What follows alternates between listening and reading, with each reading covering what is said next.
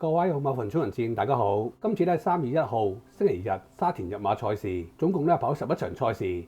頭場嘅開跑時間咧晏晝12點30分。今日賽事嘅兩場重心，當然係第7場同埋第9場兩場杯賽嘅賽事，分別係第7場1級賽香港金杯，另外第9場4歲馬經典賽事系列嘅次關。呢兩場賽事就睇我心目中嘅馬王浪漫勇士同埋擂台等小鳥天堂可唔可以今次賽事攻陷第2關，到時大家就拭目以待啦。至於今次賽事將會 B+2 跑道，呢條 B+2 跑道咧個闊度24米，嚴格嚟講呢條跑道嘅偏差唔係太大，但比較上咧貼欄跟前嘅馬匹較為有利嘅。對於後上嘅馬，如果前邊唔係落去得太遠，都可以追到。所以以上嘅數據大家如果有興趣嘅可以參考下。今次賽事想同大家分享3匹消息馬，希望呢3匹消息馬到時都有好表現，全部都可以前面3甲翻嚟，發揮個新年財，咁最好不過啦。OK， 今次賽事我哋第一匹想同大家分享嘅消息馬係第一場8號馬烽火行雲。烽火行雲呢匹來自紐西蘭嘅 PPG，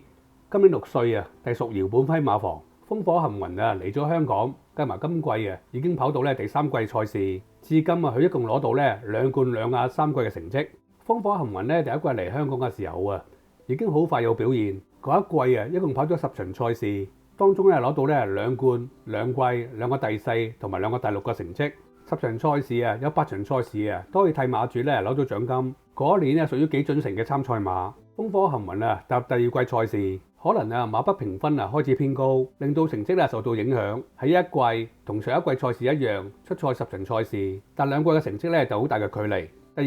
季如果只計3甲成績，當中只能夠得到一席第2嘅名次。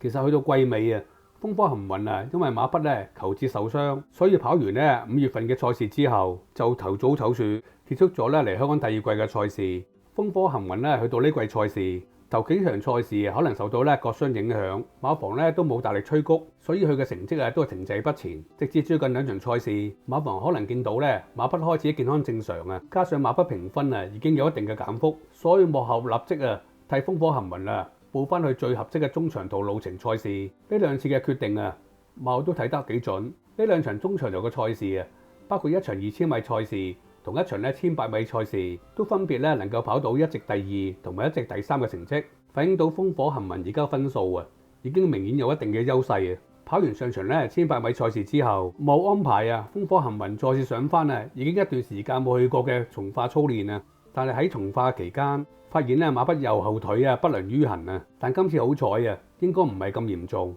因為見到佢休息只係2日之後就可以重新操練，並且幾日之後就可以落大圈快跳，所以估計今次腳傷對烽火行雲應該唔係咁大嚟緊嘅賽事，烽火行雲再繼續報翻上次路程沙田1800米。喺騎師方面再次用翻騎師金城江。其實騎師金城江喺前次策騎烽火行雲只係同頭馬相差1條頸位距離，跑到一席第2，所以人馬都算相當合拍。另外對於今次操練，其實幕後都非常認真聽到消息對於馬匹今次嘅狀態比上2次都更加好所以對於嚟緊嘅賽事，幕後都認為跑入3甲都繼續有一定嘅機會當然烽火行雲馬主其實已經接近2季都未試過拉過頭馬。馬房今次替烽火行雲打埋皇馬出賽，其實最希望可以替馬主再次贏出頭馬，同馬主有所交代OK， 輪第2匹嘅消息馬。今次賽事我哋第2匹想同大家分享嘅消息馬係第2場14號馬超風速。超風速呢匹來自紐西蘭嘅 PPG， 今年5歲而家隸屬貴福特馬房。超風速喺香港一共前後跑咗3季，成績方面一共攞到1冠2亞2季成績。超風速嚟香港嘅時候，本應隸屬廖康永馬房。當時喺廖康永馬房一共跑咗2季，總共跑咗15場賽事，當中一共攞到1冠2亞成績。可能呢個成績馬主唔係咁滿意，所以今季轉咗去搞轉倉馬成績好好嘅貴福特馬房。超風速轉咗去貴福特馬房之後，已經跑咗4場賽事，當中2場賽事都能夠各跑入一席第3嘅名次。當然對於轉倉馬嘅馬主，梗係希望可以贏到9圍嘅頭馬。對於練馬師當然同樣希望可以盡快交出頭馬，同馬主有所交代。所以超風速跑完上場賽事之後，馬匹嘅操練仍然冇放鬆。喺賽後第2日超風速已經立刻再投入操練而對於今次賽事嘅操練都非常認真。另外超風速喺從化翻嚟之後，馬特登安排騎師希菲森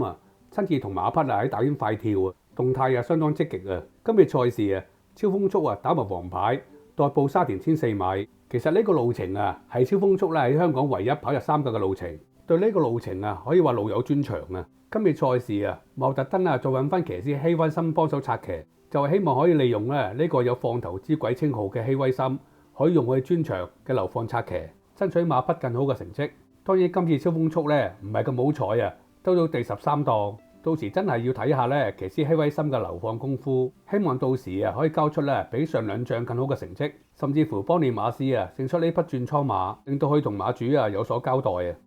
嚟到第3匹嘅消息馬，今日賽事我係第3匹想同大家分享嘅消息馬，係第6場1號馬星月飛雲。星月飛雲呢匹來自澳洲嘅自購馬，今年4歲隸屬偉達馬房。星月飛雲出自近年隻手可熱嘅父系馬遙遠星空，佢當時嘅周歲價一啲都唔平售價差不多接近600萬港紙初時澳洲嘅買家對星月飛雲都有幾大嘅期望所以特登安排喺澳洲專攻一啲高級嘅賽事出擊。星月飛雲係威氣勢喺澳洲第一次出賽，喺一場表列賽事就成功奪杯，但好可惜打後再跑6場賽事，當中只能夠再增添一個第3名嘅成績。由於完全唔可以喺高級賽事再突破成績，所以幕後最終轉售到香港出賽。星月飛雲嚟咗香港之後，被編入第3班馬匹評分72分。星月飛雲不愧係遙遠星空之至，嚟到香港之後第3次出賽已經喺沙田1200米賽事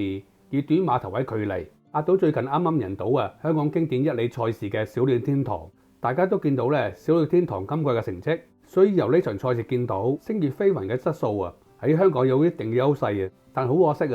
星月飛雲贏咗呢場頭馬之後，發現馬匹有腳傷嘅問題，並且需要做移除碎骨嘅手術所以手術過後，幕後都唔敢大力催谷星月飛雲直接安排休息幾個月。最終安排喺上年12月頭復出跑今季第1場嘅賽事。星月飛雲康復之後喺今季一共跑咗4場賽事，雖然唔可以增添頭馬，但係4場賽事都同頭馬距離相差唔遠。特別係其中一場沙田1200米賽事，呢場賽事同頭馬相差只係3/4馬位距離，跑完一地第3。喺馬場大家都知道練馬師偉達最近嘅頭馬成績真係非常之差，馬房已經接近2個月冇贏過頭馬。其實星月飛雲最近2場賽事，假如馬房運氣好啲，當中可能已經跑出咗頭馬。因為呢2場由騎師布文策騎嘅賽事，賽事途中都分別發生一啲挨挨碰碰，甚至乎阻塞嘅意外，令到同頭馬擦身而過練馬師偉達已經連續16期食白果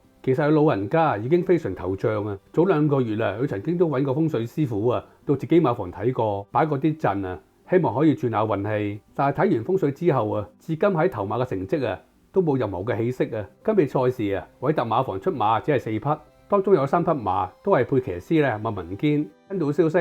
呢3匹馬之中，應該星月飛雲機會最大。星月飛雲今年出賽全部都由騎師布文策騎。幕後今次特登飛起騎師布文，轉用騎師麥文堅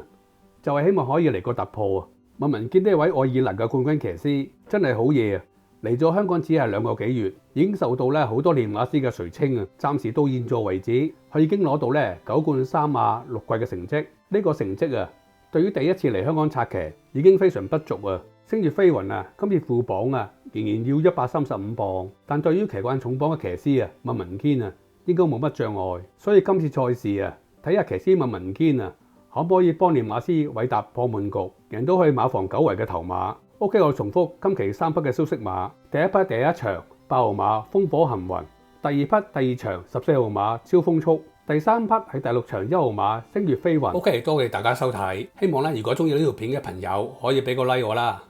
另外如果未訂閱我呢個頻道嘅，希望可以得到你嘅訂閱啦。多謝大家嘅支持，拜拜。